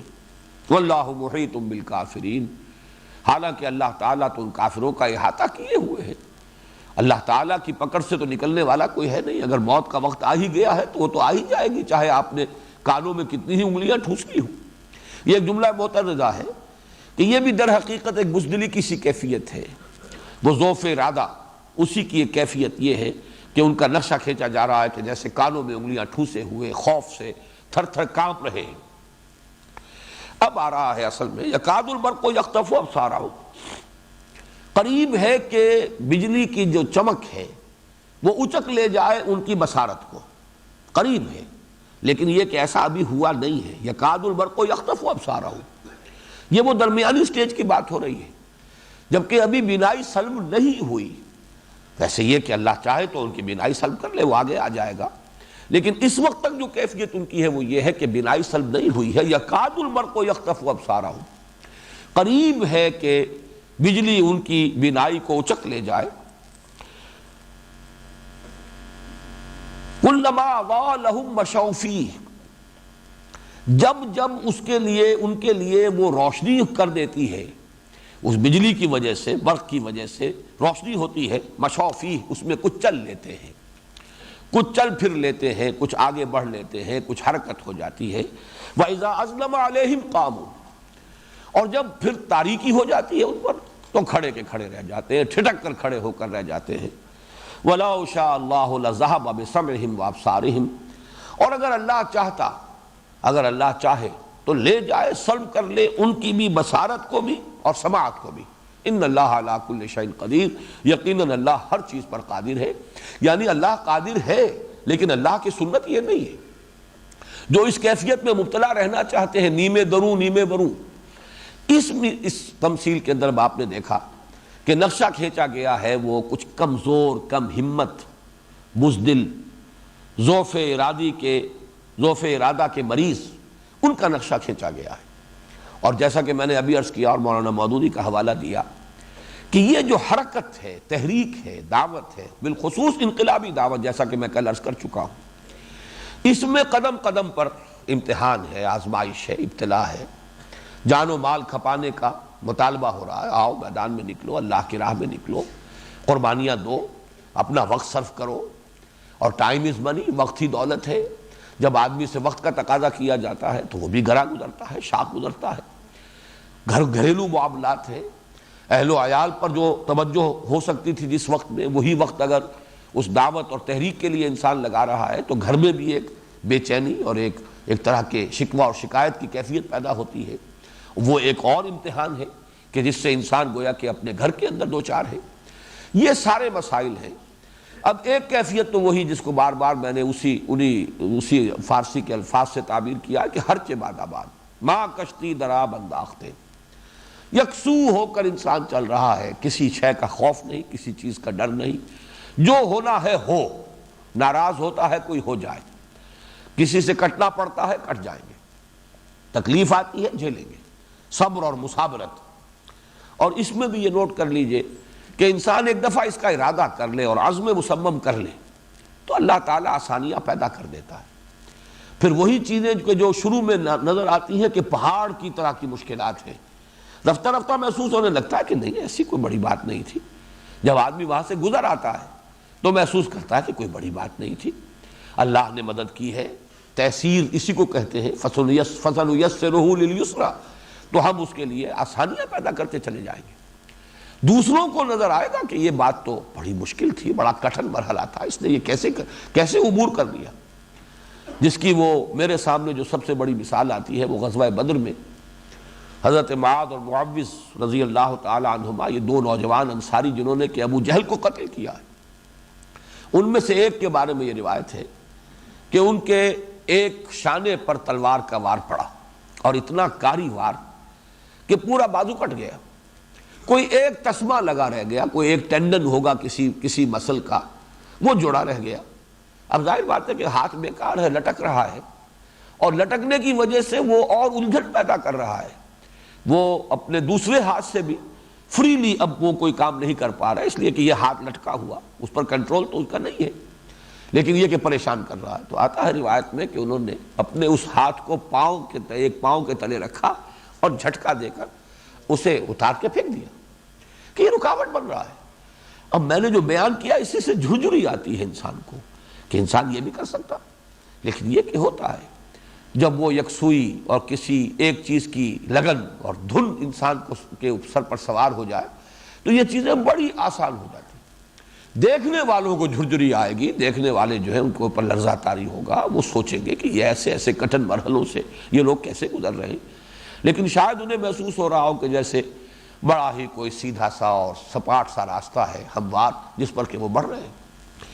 لیکن یہ کہ اگر ہمت جو ہے اس میں کمزوری ہے، ضعف اپنے اندر ہے، قوت ارادی مزمحل ہے، اب قدم قدم پر وہ رکیں گے، پھر جائیں گے، کھڑے ہوں گے، ذرا آسانی آ جاتی۔ ظاہر بات ہے کہ ہر وقت وہ مرحلہ نہیں تھا، مدنی دور میں بھی وقفے تو آتے تھے جنگوں کے مابین بھی، حالات میں کچھ نہ کچھ ٹھہراؤ تھوڑی دیر کے لیے آ جاتا تھا، چاہے یہ کہ اندیشے رہتے تھے ہر وقت، ایک حالت خوف تو طاری رہتی تھی، اس لیے کہ سازشیں ہو رہی ہیں۔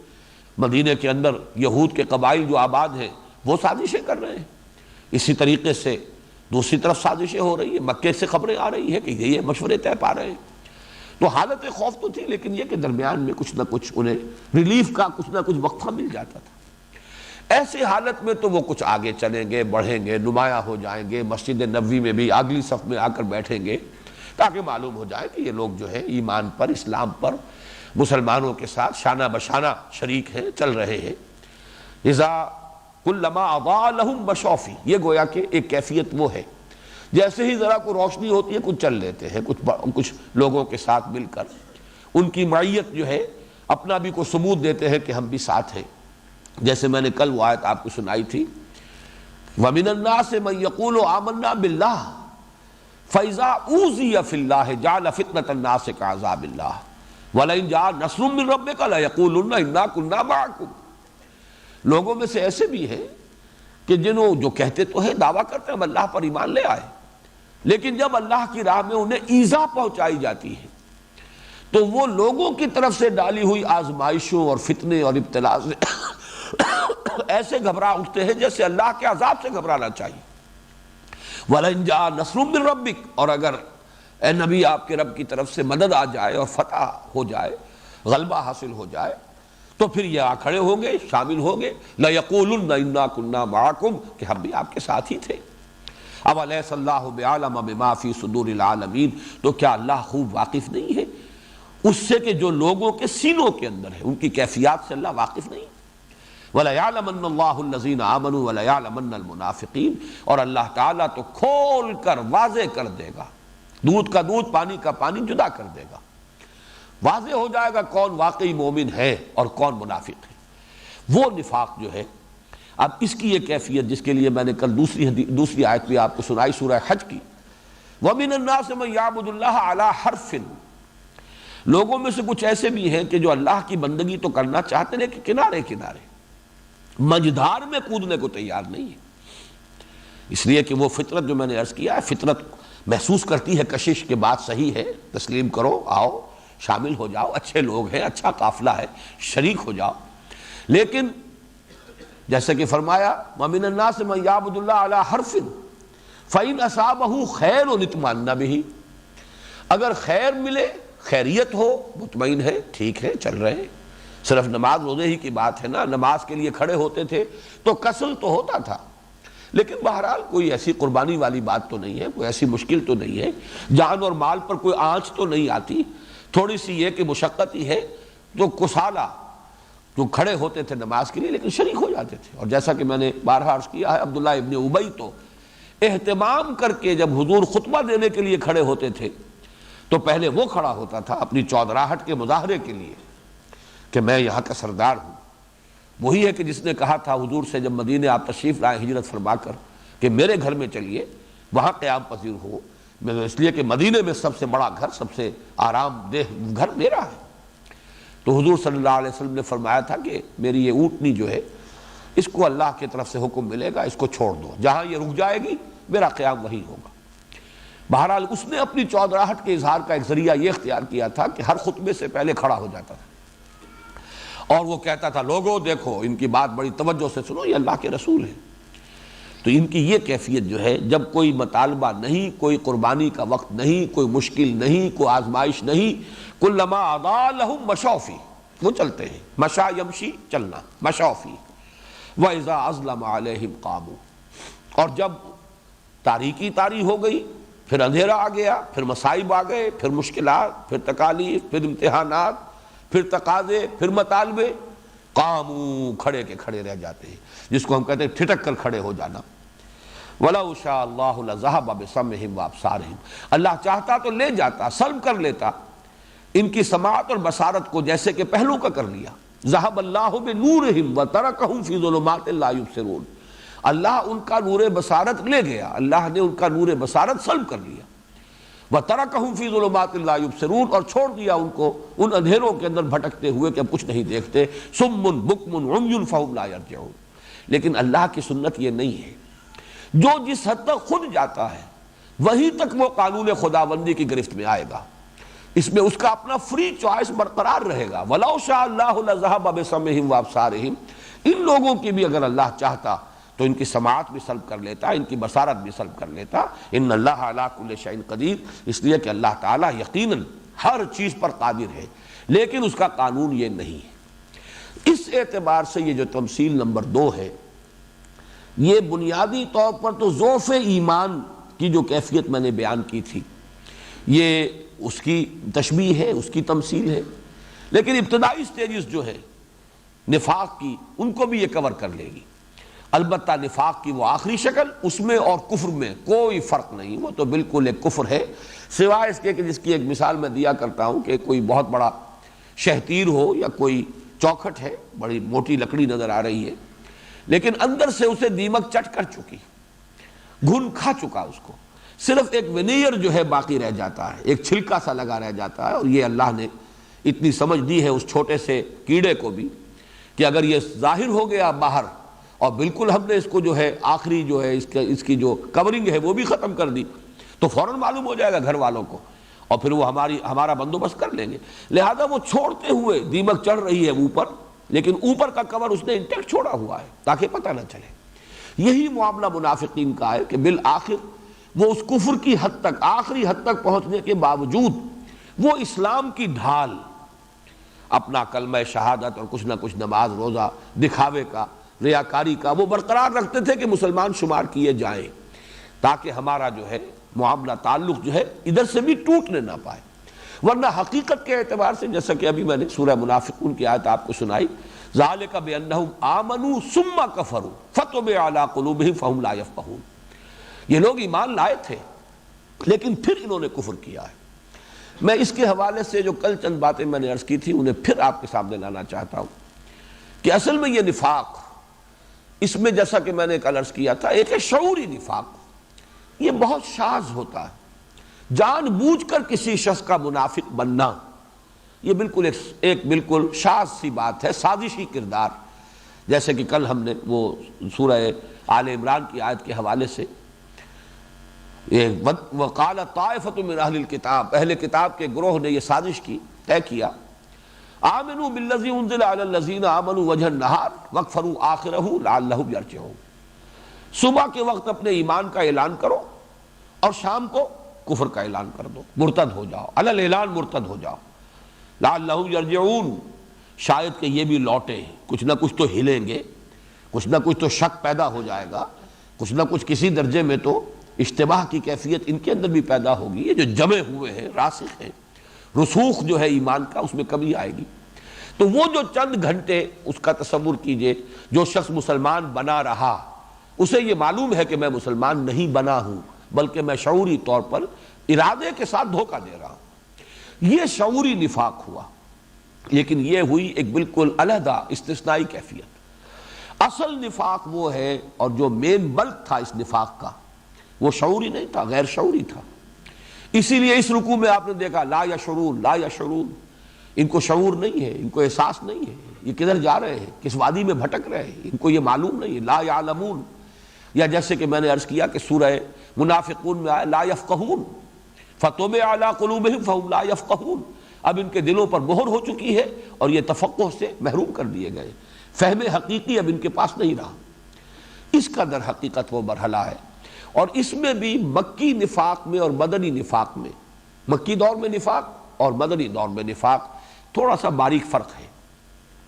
مکی دور میں صرف ایک بات ہی ہو سکتی تھی کہ جو بھی ایمان لایا تھا خلوص کے ساتھ ایمان لایا تھا، شعور کے ساتھ ایمان لایا تھا.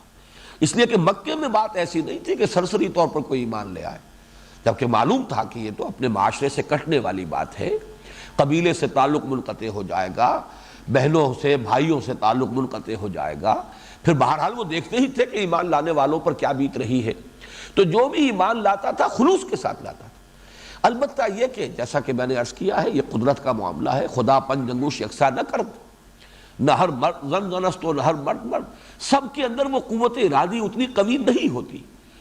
یہی وجہ ہے کہ کبھی کبھی جو ہے طبیعت کے اندر ایک کمزوری کا احساس، جیسے اعصاب جو ہے کوئی ڈھیلے پڑ رہے ہو، ہمت جواب دے رہی ہو، اسی کا وہ واقعہ آتا ہے جو سورہ عنکبوت کے ضمن میں وہ آیہ مبارکہ جو ہے اس کی وضاحت میں وہ واقعہ آتا ہے کہ جس زمانے میں شدید ترین پرسیکیوشن ہو رہی تھی مکے میں، تو صحابہ کا ایک وفد حضور کی خدمت میں آیا ہے، اور آپ اس وقت خانہ کعبہ کی ایک دیوار کے سائے میں اپنی ایک چادر سے ٹیک لگا کر استراحت فرما رہے تھے۔ ان میں حضرت خباب بن الارت رضی اللہ تعالیٰ عنہ راوی ہے اس واقعے کے، اور یہ وہ ہے کہ شدید ترین ان کو سزا دی گئی کہ دہکتے ہوئے انگارے زمین پر بچھائے گئے اور ان کو کرتا اتار کر کہا گیا ننگی پیٹھ لیٹ جاؤ، اور لیٹے۔ چنانچہ وہ پیٹھ کی کھال جلی، چربی پگھلی، اسی سے وہ انگارے ٹھنڈے ہوئے۔ یہ کیفیت، اور وہ بعد میں دکھایا کرتے تھے اپنا کرتا اٹھا کر لوگوں کو کہ یہ مجھ پر بیتی ہے اس وقت، اس لیے کہ وہ سارے نشان قبر جو ہے وہ جلی ہوئی وہ سب کے سامنے آتی تھی۔ انہوں نے آ کر عرض کیا کہ حضور اب تو مصائب جو ہے ناقابل برداشت ہو رہے ہیں، الا تدعو لنا، کیا آپ ہمارے لیے مدد نہیں کرتے، مدد کی درخواست نہیں کرتے، اللہ سے دعا نہیں کرتے کہ نصرت آئے اور ہمیں اللہ تعالیٰ ان درندوں کی اس بربریت سے بچائے؟ تو الفاظ یہ ہے کہ حضور صلی اللہ علیہ وسلم کا چہرہ مبارک سرخ ہو گیا غصے میں، آپ اٹھ کر بیٹھ گئے۔ آپ نے فرمایا خدا کی قسم تم بہت جلدی مچا رہے ہو، تم سے پہلے تو ایسا بھی ہوا کہ لوگوں کو لایا جاتا تھا ایمان والوں کو، اور انہیں آدھا دھڑ ان کا جو ہے زمین کے اندر گاڑ کر اور سر پر آری رکھ کر چیرنا شروع کرتے تھے اور پورے دھڑ کو 2 حصوں میں تقسیم کرتے تھے۔ یہ بھی ہوتا تھا کہ آگ کے الاؤ جلائے گئے اور زندہ لوگوں کو اس کے اندر جلا دیا گیا۔ قتل اصحاب الاخدود النار ذات الوقود اذ هم علیہا قعود، یہ تو سورہ بروج کے اندر وضاحت کے ساتھ واقعہ موجود ہے، پورا تفصیل کے ساتھ۔ ایسا بھی ہوتا تھا کہ لوہے کے بڑے بڑے کنگھوں سے ہڈیوں کے اوپر سے گوشت کھرچ لیا جاتا تھا، لیکن وہ پھر بھی ثابت قدم رہتے تھے۔ خدا کی قسم وہ وقت آ کر رہے گا کہ ایک سوار صنعاء سے حضر موت تک سفر کرے گا اور اسے سوائے اللہ کے اور کسی کا خوف نہیں ہوگا، یعنی پورے امن کی کیفیت پیدا ہو جائے گی اہل ایمان کے لیے۔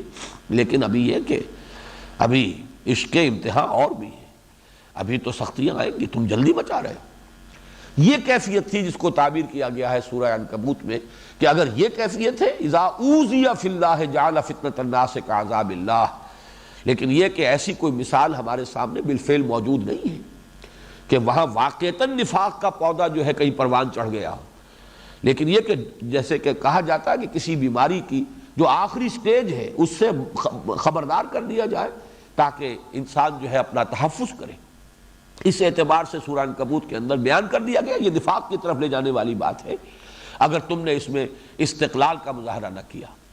البتہ بعد میں اس کا ظہور ہوا ہے، اور وہ ظہور اس مرحلے پر ہوا ہے جبکہ ہجرت لازم کر دی گئی، تو کچھ لوگ ایسے ثابت ہوئے اہل مکہ میں سے بھی جو ایمان لے آئے تھے جنہوں نے ہجرت نہیں کی، گویا کہ اپنے کنبوں سے اور قبیلوں سے کٹنے کے لیے وہ تیار نہیں ہوئے، اور وہاں گویا کہ ان کا وہ ایمان جو ہے وہ ان کا ساتھ نہ دے سکا، ان کی ہمت جو ہے وہ جواب دے گئی۔ اور اس کے ضمن میں سورہ نساء میں آئے گا کہ قرآن مجید میں اہل ایمان سے کہہ دیا گیا اے مسلمانوں اب تمہارا ان سے کوئی تعلق نہیں، حتیٰ یہاجروا، اگر وہ ہجرت نہیں کرتے ہیں، ما لکم من ولایتہم من شیء، تمہارا ان سے کوئی رشتہ نہیں، کوئی تعلق نہیں، بالکل انقطاع کر دیا گیا۔ یہ سورہ نساء میں مضمون آئے گا۔ لیکن مکی دور میں در حقیقت نفاق جو ہے کسی باضابطہ اس کا ظہور کسی بڑی یعنی ایک عددی اعتبار سے یا یہ کہ کوئی نمایاں کیفیت وہ سامنے نہیں آئی ہے ہجرت تک۔ البتہ مدینے میں آ کر اب دونوں کیفیتیں ہوئی۔ یہ مکی جو کیفیت تھی وہ بھی ہوئی، یعنی کچھ لوگ جو خلوص کے ساتھ جان بوجھ کر سمجھ کر ہر چیز کو شعور کے ساتھ قبول کرتے ہوئے ایمان لائے، لیکن بعد میں ہمت جواب دے جائے، یہ بالکل دوسری بات ہے۔ آپ نے ایک وقت ارادہ کیا ہے اور پختہ کیا ہے، لیکن یہ کہ بعد میں جا کر جو ہے آپ کی کچھ ہمت کمزوری کا ظہور ہوا، قوت ارادی ساتھ جو ہے وہ چھوڑ رہی ہے۔ لیکن اس کے علاوہ وہاں ایسے لوگ بھی تھے کہ جو سرسری طور پر ایمان لے آئے۔ یہ سرسری طور پر ایمان لے آنا جو ہے اس کو سمجھ لیجئے، اس لیے کہ اگر اسے نہیں سمجھیں گے تو قرآن مجید کا ایک بہت اہم مضمون جو ہے وہ واضح نہیں ہوگا۔ اسی کی بڑی پیمانے پر شکل وہ تھی جو سورہ حجرات میں بیان ہوئی ہے، قالت الاعراب آمنا قل لم تؤمنوا ولكن قولوا اسلمنا ولما يدخل الايمان في قلوبكم۔ یہ سرسری طور پر ایمان لانا اس اعتبار سے ہوا کہ مدینے میں دو ہی قبیلے تھے جو اصل عربی الاصل ہے، اصل عرب قبائل. یہ جو یہود کے قبائل تھے تو ظاہر بات ہے عربی النسل نہیں ہے، یہ تو وہاں آ کر آباد ہوئے، آباد کار تھے وہاں. اصل جو یمن سے آئے ہیں عرب قبائل وہ اوس اور خزرج تھے جو آ کر مدینے میں آباد ہوئے. یہ دونوں کے دونوں قبیلے این بلاک یا این ماس ایمان لے آئے ہیں، اس لیے کہ کیفیت ایسی ہو گئی کہ ان کے سردار ایمان لے آئے، گویا کہ سب نے ایمان قبول کر لیا. تبھی تو حضور صلی اللہ علیہ وسلم کا داخلہ مدینے میں جو ہوا ہے ہجرت کے وقت، وہ گویا کہ بے تاج بادشاہ کی حیثیت سے ہوا ہے، استقبال ہوا ہے. کئی دن سے لوگ منتظر تھے حضور کے کہ آپ کب پہنچے اور ہم خوشیاں منائیں. تو وہ جب داخلہ ہوا ہے تو ایک ایسے کہ بے تاج بادشاہ ہو، اس لیے کہ اوس اور خزرج دونوں کے اکابر، دونوں کے بڑے سردار ایمان لے آئے. اس اعتبار سے وہاں کچھ لوگ ایسے بھی تھے جو محض اس وجہ سے مسلمانوں میں شامل ہو گئے کہ اب قبیلہ پورا کا پورا جب مسلمان ہے تو ہم بھی مسلمان ہیں. یہ سرسری ایمان ہے. اسی لیے میں عرض کر رہا ہوں کہ اس کیفیت کی جو ہے پوری منطقی جو ہے انتہا وہ اس وقت ہوئی جب پورے عرب پر اسلام کا غلبہ ہو گیا. اذا جاء نصر اللہ والفتح ورأیت الناس يدخلون فی دین اللہ افواجا. جب اللہ کی مدد آ گئی، فتح آ گئی، اب دیکھا لوگوں کو آپ نے کہ وہ داخل ہو رہے ہیں اللہ کے دین میں فوج در فوج. یہ فوج در فوج داخل ہونا بھی اسی نوعیت کا تھا کہ اب قبیلے نے اپنی اپنی جگہ پر بیٹھ کر مشورے کیے کہ اب تو بات ختم ہوئی، اب تو محمد کو فیصلہ کن فتح حاصل ہو چکی صلی اللہ علیہ وسلم، لہٰذا اب اس کے سوا کوئی اور چارہ کار نہیں ہے. خاص طور پر جبکہ چیلنج بھی آ گیا تھا. چیلنج یہ تھا کہ اشہر حرم ختم ہو گئے تو فقتلوا المشرکین حیث وجدتموہم، اعلان عام آ گیا، قتل عام ہوگا. اب یا تو یہ کہ اس سرزمین کو چھوڑ کر نکل جاؤ کہیں، یہاں رہنا ہے تو اب اسلام کے بغیر نہیں رہ سکو گے. تو اب اس حالت میں جو لوگ ایمان لائے یقیناً ان میں مومنین صادقین بھی تھے، یقیناً ان میں منافق بھی تھے جو شعوری طور پر جنہوں نے یہ فیصلہ کیا ہو کہ ٹھیک ہے اب تو ہم بے بس ہو گئے. اس وقت تو جس کو کہا جائے کہ سر اپنا نیچا کر لو اور دبک جاؤ اور اسلام کا کلمہ پڑھ لو، پھر دیکھیں گے جب وقت آئے گا کوئی موقع مناسب ہوگا تو پھر نمٹ لیں گے ان سے. یقیناً ایسے لوگ بھی ہوں گے، لیکن ان میں ایک بڑی تعداد ایسے لوگوں کی تھی کہ کوئی بدنیتی بھی نہیں ہے، دھوکہ دینے کا ارادہ بھی نہیں ہے، مرتد ہونے کا کوئی ارادہ بھی نہیں ہے، کسی اور موقع کا انتظار بھی نہیں ہے، لیکن مثبت طور پر ایمان جس کو کہا جائے وہ بھی انہیں حاصل نہیں ہوا ذاتی سطح پر، بلکہ یہ کہ وہ اپنے اس قبیلے کے ساتھ ایمان لے آئے. یہ سرسری ایمان، اس کے لیے جو میں نے آج عنوان تجویز کیا ہے ذہن میں رکھیے. یہ سرسری ایمان ظاہر بات ہے کہ اب جب بھی کوئی تکلیف آئے گی، آزمائش آئے گی، یہ جو مدینے کے اندر شروع ہوا ہے یہ اس لیے کہ یہ چھوٹی تعداد نہیں ہے. غور کیجئے کہ غزوہ احد کے وقت حضور صلی اللہ علیہ وسلم جب نکلے ہیں مدینہ منورہ سے تو 1000 کی نفری ہے، اور پھر ذرا باہر گئے ہیں اور 300 واپس ہو گئے. تو 1/3 آف دی ٹوٹل اسٹرینتھ، یہ معمولی نفری نہیں ہے. تو اس کو سمجھنا چاہیے کہ کیسے ہو گیا یہ. اور ان میں ضروری نہیں ہے، بلکہ میں جیسا کہ عرض کر رہا ہوں ان میں شعوری منافق تو شاید ہی کوئی ہو، کوئی لوگ ہوں گے، ہم تعین کے ساتھ نہیں کہہ سکتے، ہو سکتا ہے عبداللہ ابن ابی ہو، اس لیے کہ اس کے بارے میں قرائن یہی ہے کہ وہ چونکہ ان کا سب سے بڑا سردار تھا اور چونکہ اس کی بادشاہت کا فیصلہ ہو چکا تھا، اس کے لیے تاج، سونے کا تاج تیار کیا جا چکا تھا، صرف تاج پوشی باقی تھی کہ حضور تشریف لے آئے صلی اللہ علیہ وسلم. اب جب اس نے اپنے قبیلے کا رنگ دیکھا، اوس اور خزرج دونوں کا، کہ ان کے تو سب اکثر لوگ جو ہیں بڑے جو لوگ ہیں میرے ساتھی وہ تو سب کے سب ایمان لے آئے محمد پر صلی اللہ علیہ وسلم، تو اس کے لیے گویا کہ اب یہ فیصلہ کن مرحلہ تھا کہ یا تو ابھی میں علیحدہ ہو جاؤں تو سرداری اور چودراہٹ تو ختم ہوئی، یا یہ ہے کہ ذرا اس وقت نیوی پا کے جسے آپ کہتے ہیں پنجابی میں، اس وقت ذرا سر جھکا لو، پھر انتظار کریں گے کوئی موقع ہو. جیسے کہ سورہ منافقون میں آیا لَيُخْرِجَنَّ الْأَعَزُّ مِنْهَا الْأَذَلُّ. اب کہ اگر کہیں مدینے واپسی ہو گئی تو عزت والے جو ہیں ان ذلیلوں کو نکال باہر کریں گے. تو معلوم ہوتا ہے الفاظ بتا رہے ہیں کہ اس کے دل کے اندر کیا روگ تھا، کتنا غصہ تھا، کتنا بغض تھا، کتنا عناد تھا، کتنا شقاق تھا حضور صلی اللہ علیہ وسلم کے خلاف. لیکن یہ کہ مجبوراً وہ ایمان لایا، اس لیے کہ پوری قوم جب جا رہی ہے ادھر تو وہ اکیلا کیا کرے.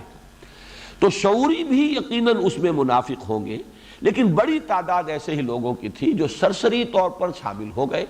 لیکن اب جب مرحلہ آیا انہیں معلوم ہوا کہ 3000 کا لشکر جو ہے باہر کھڑا ہوا ہے قریش کا، کیل کاٹے سے لیس. تو بہانہ بنا کر کہ جب ہمارے مشورے پر عمل نہیں ہوا تو پھر ہم خواہ کیوں اپنی جانوں کے لیے خطرات مول لیں وہ واپس ہو گئے۔ تو یہ سمجھیے کہ نفاق مکے میں صرف ایک تھا، وہ نفاق بھی پوٹینشل نفاق تھا، اس کا کوئی ہمیں ایک انسٹیٹیوشن کی حیثیت سے مکی دور میں کہیں نظر نہیں آتا کہ وہ معاملہ کہیں واقعتاً ایسا ہو کہ جو اس معاشرے میں، اس جماعت کے اندر جو اس وقت حضور پر ایمان لائی، وہاں کوئی ایسے گروہ تھے کہ جن کے اندر یہ کیفیت پیدا ہو چکی ہو۔ لیکن وہاں صرف متنبہ کر دیا گیا کہ دیکھو اگر صبر میں، تحمل میں اگر کمی ہوئی، اگر استقامت کا ثبوت نہیں دو گے، اگر آزمائشوں کو نہیں جھیلو گے، برداشت نہیں کرو گے، تو دیکھو یہ راستہ پھر نفاق کی طرف لے جائے گا۔ یہ ایک طرح کا کوشن ہے، یہ ایک طرح کی وارننگ ہے، جیسے کہ کوئی ڈاکٹر بتائے کسی ٹی بی کے جو مریض کو جو ابھی پہلی سٹیج میں ہے کہ دیکھو اگر علاج نہیں کرو گے، اگر صحیح پرہیز نہیں کرو گے، جو ہدایات میں دے رہا ہوں اگر یہ نہیں کرو گے تو پھر نتیجہ یہ نکلے گا۔ اس درجے میں سمجھتا ہوں کہ وہ معاملہ تھا کہ جو مکی دور میں تھا، اگرچہ کچھ لوگوں کا وہ معاملہ زیادہ ظاہر ہو گیا ہجرت کے مرحلے پر آ کر کہ اب امتحان تھا کہ اپنے رشتہ داروں کو اور اپنے قبیلوں کو چھوڑنے کے لیے تیار ہو یا نہیں۔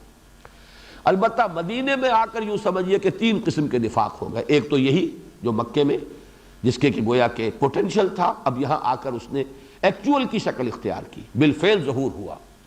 دوسرے وہ لوگ جو ایمان ہی سرسری طور پر لائے، صرف اس وجہ سے مسلمان ہو گئے کہ پورا قبیلہ پورا گھرانہ اسلام لا رہا ہے تو چلو اب کوئی بات نہیں، ٹھیک ہے اب بھی مسلمان ہو جائے۔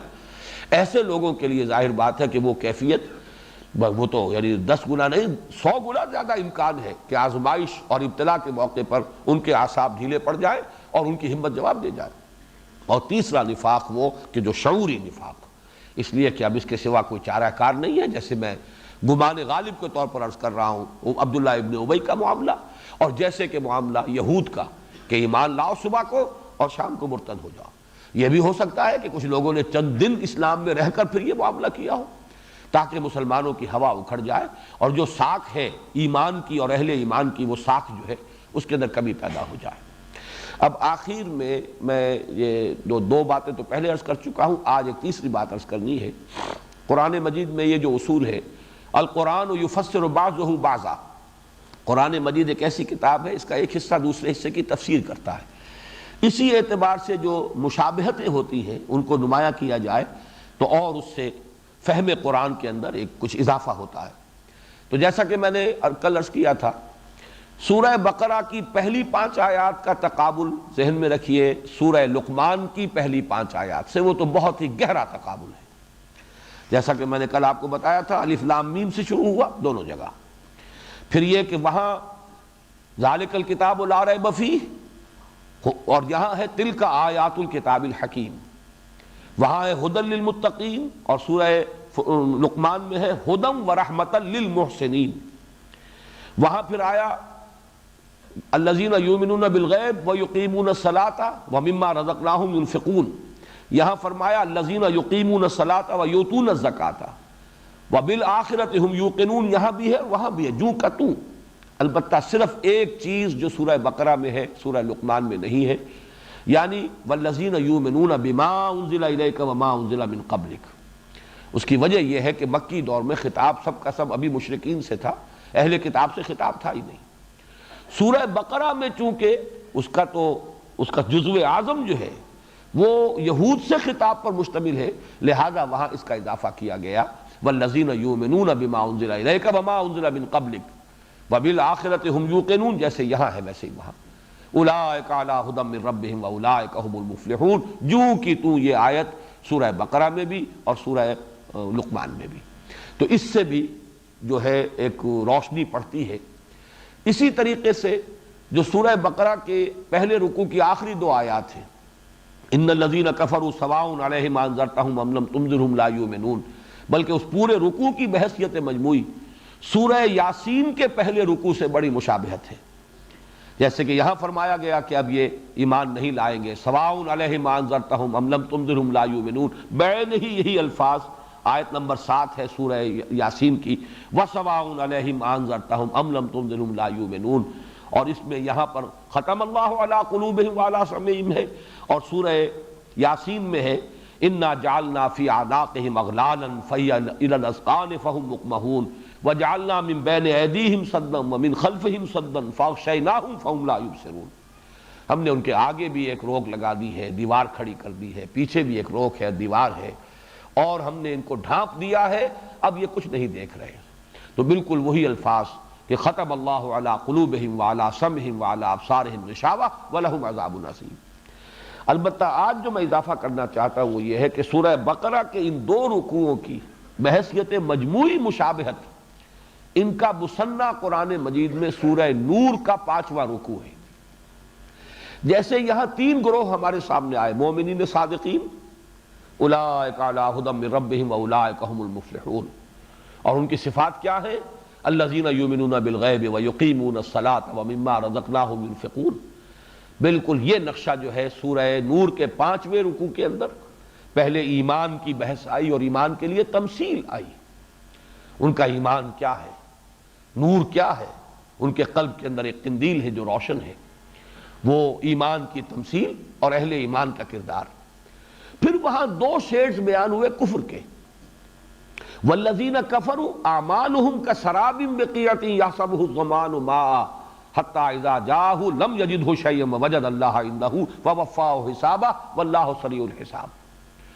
اور دوسری او کظلمات فی بحر لجی، جیسے یہاں آیا تھا او کصیب من السماء فیہ رعد وبرق، او کظلمات فی بحر لجی یغشاہ موج من فوقہ موج من فوقہ سحاب ظلمات بعضها فوق بعض اذا اخرج یدہ لم یکد یراہا ومن لم یجعل اللہ لہ نورا فما لہ من نور۔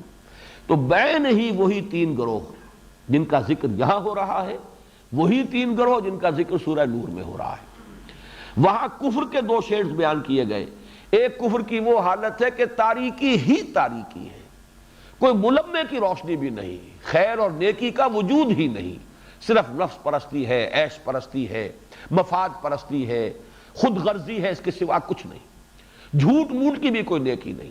یہ تو ہے کفر کی انتہا، ایسے اندھیرے جو بڑے گہرے سمندر میں ہو، بحر اللجی، جو اوپر ایک موج، موج کے اوپر موج، پھر اوپر بھی بادل ہے کہ کوئی چاند کی یا ستاروں کی بھی کوئی انعکاس نہ ہو رہا ہو، تو ایبسلیوٹ ڈارکنس۔ اذا اخرج یدہ لم یکد یراہا، جس کو ہم کہتے ہیں اپنے محاورے میں کہ ہاتھ کو ہاتھ سجائی نہیں دیتا، جب آدمی اپنا ہاتھ نکالتا ہے اس کو بھی نہیں دیکھ پاتا کہ میرا ہاتھ کہاں ہے، حالانکہ سینس آف ڈائریکشن ہے، معلوم ہے کہ میرا ہاتھ یہاں ہونا چاہیے، اس کے باوجود نہیں دیکھ پا رہا۔ یہ انتہائی تاریکی کی مثال ہے۔ یہاں پر وہی مثال ہے صم بکم عمی فہم لا یرجعون، یہ انتہائی کفر کی کیفیت ہے۔ دوسرا وہ ہے وہاں والذین کفروا اعمالہم کسراب، کچھ سراب کے مانند نیکیاں ہیں، کچھ جھوٹی ریاکاری کی نیکی، کچھ دکھاوے کی، کچھ ملمے کی نیکی موجود ہے، کچھ نہ کچھ دمک ہے، کچھ نہ کچھ چمک ہے، کچھ روشنی ہے کردار کے اندر، زندگی میں کچھ نظر آ رہا ہے لیکن حقیقت نہیں ہے۔ اس لیے کہ سراب جو ہے وہ نظر آتا ہے کہ پانی، حقیقت میں پانی نہیں ہوتا۔ پیاسا گھسٹتا ہوا اور اپنی یعنی زبان باہر نکلی ہوئی ہے پیاس کے مارے، لیکن پانی نظر آ رہا ہے، وہ گھسٹتا ہے لیکن اسے پانی نہیں ملتا، موت منتظر ہوتی۔ ووجد اللہ عندہ فوفاہ حسابہ، یہ وہ بین بین کی کیفیت ہے کہ ہے تو کفر، حقیقی نیکی تو نہیں ہے لیکن ملمے کی نیکی، ریاکاری کی نیکی ہے، جو آخرت میں معلوم ہو جائے گا کہ اس کا کوئی وزن نہیں۔ وہی بین بین کا معاملہ نفاق کا یہ ہے کہ جو یہاں پہ بیان کیا گیا، چاہے اس کو کفر کی 2 تمثیلیں کہہ لیا جائے، چاہے اسے نفاق کی 2 تمثیلیں کہہ لیا جائے، اس لیے کہ نفاق بھی در حقیقت کفر ہے۔ ذالک بانہم آمنوا ثم کفروا فطبع علی قلوبہم فہم لا یفقہون۔ اللہ تعالی ہمیں اس نفاق کے مرض سے بچائے۔ میں نے جیسے کہ پہلے بھی کبھی عرض کیا ہے کہ قرآن مجید کے ان مقامات سے گزرتے ہوئے کچھ ایک کیفیت طبیعت میں پیدا ہوتی ہے، اور وہ بہرحال ہر فرد کے دل میں کچھ نہ کچھ احساسات ہوتے ہیں۔ جو میرا تجربہ ہے وہ بھی میں آپ کو اس میں شریک کر لیا کرتا ہوں۔ جب میں یہ ان رکوعوں کی تلاوت کرتا ہوں تو پہلا جب حصہ آتا ہے اولئک علی ھدی من ربہم واولئک ھم المفلحون، اس پر ایک رد عمل طبیعت میں ہونا چاہیے۔ اللہم ربنا اجعلنا منہم، اللہم ربنا اجعلنا منہم، اللہم ربنا اجعلنا منہم۔ اس میں سے ایک ایک چیز کے لیے بھی دعا کیجیے، جیسے رب اجعلنی مقیم الصلاۃ ومن ذریتی، پروردگار اس نماز پر مجھے قائم کر دے، نماز قائم کرنے والا بنا دے، مجھے انفاق کی توفیق عطا فرما، مجھے ایمان عطا فرما، مجھے ہدایت پر قائم کر، اور جو ہدایت تو نے دی ہے اس پر استقامت عطا فرما۔ جب دوسرا حصہ آئے ان الذین کفروا سواء علیہم انذرتہم ام لم تنذرہم لا یؤمنون ختم اللہ علی قلوبہم وعلی سمعہم وعلی ابصارہم غشاوہ ولہم عذاب عظیم، اس پر جو کیفیت میرے قلب میں پیدا ہوتی ہے، الحمدللہ الذی لم یجعلنی منہم، اس پر اللہ کا شکر ادا کیا جائے، پروردگار تیرا شکر ہے کہ تو نے ہمیں ایسے لوگوں میں سے نہیں کیا ہے، اس زمرے سے تو نے بچایا ہے۔ الحمدللہ الذی ہدانا لہذا وما کنا لنہتدی لولا ان ہدانا اللہ، کل شکر تیرے لیے، کل ثنا تیرے لیے کہ تو نے ہمیں ہدایت بخشی ہے اور اس گروہ میں ہمیں شامل نہیں کیا۔ البتہ جب تیسری آئے، اب ظاہر بات ہے اس کا اندیشہ ہر وقت ہر مسلمان کو ہونا چاہیے، جیسے کہ حضور کی حدیث ہے کہ ما امنہ الا منافق وما خافہ الا مومن، نفاق وہ شے ہے کہ اس کا اندیشہ ہوتا ہے صرف مومن کو، اور اس سے اپنے آپ کو محفوظ اور مامون سمجھتا ہے صرف منافق۔ منافق تو یہ کہ جب ایمان کی پونجی ختم ہی ہو گئی تو دعا دیتا ہوں راہزن کو، رہا کھٹکا نہ چوری کا، اب کیا اندیشہ ہے؟